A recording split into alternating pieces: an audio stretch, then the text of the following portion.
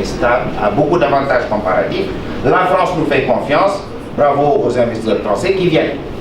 D'autres partenaires sont déjà présents, il n'y a pas de chasse gardée, de précaré, non.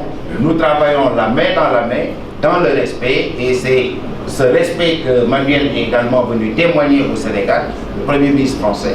C'est ce respect, cette compréhension mutuelle, ce partenariat bénéfique que nous célébrons à travers ce deuxième séminaire aujourd'hui à Dakar. Je crois qu'il y a une question des Français. Oui. Jérémy Trottin pour BFM TV.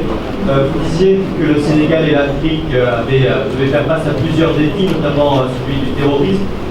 Pouvez-vous nous détailler un petit peu quelles seront les possibilités, qu'est-ce que la France pourra faire ici pour lutter contre le terrorisme au Sénégal? Et d'autre part, vous parliez également d'un défi migratoire ici au Sénégal, en Afrique, mais aussi en France. Sur ce sujet, le chef de l'État a prévu de se rendre à Calais lundi. Est-ce que vous ne pensez pas que la visite de François Hollande à Calais intervient un peu trop tard? Merci.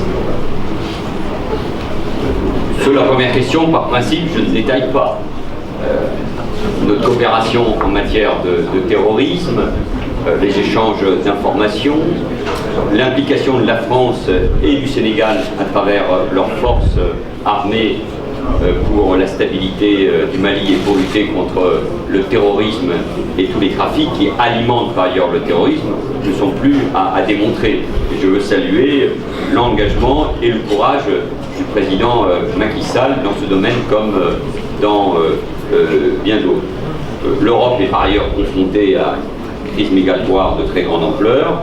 Cette crise, vous le savez, est d'une double nature, avec d'une part les migrations, qui sont les conséquences des violences et des turbulences au Moyen-Orient, et avec d'autre part les migrations en provenance de l'Afrique subsaharienne, motivées pour des raisons économiques. C'est pour ça que nous devons ensemble travailler.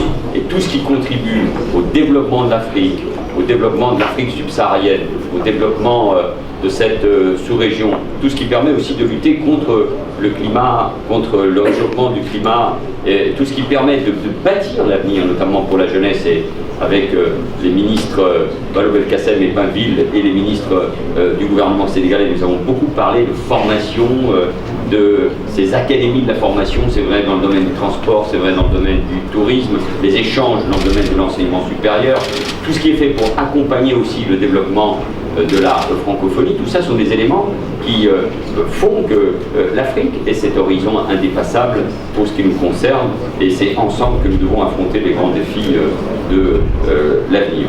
Pour ce qui concerne Calais, question de politique intérieure, le président de la République est pleinement à sa place en se rendant lundi à Calais. Comme ministre de l'Intérieur, comme Premier ministre, je m'y suis rendu à plusieurs reprises. Bernard Cazeneuve fait un travail tout à fait remarquable. Nous avons accompagné la ville de Calais et nous préparons, comme vous le savez, l'évacuation de ces camps qui sont indignes, et pouvoir répartir ces migrants, ces réfugiés, 9000 sur toute la France, est une tâche qui est tout à fait atteignable et qui ne doit pas poser de problème si ça se fait avec une bonne organisation et dans une concertation étroite avec les élus locaux, ce que j'ai eu encore l'occasion de rappeler hier au Congrès des villes, à l'hôtel de ville de Paris. Merci beaucoup. Merci. Merci bien.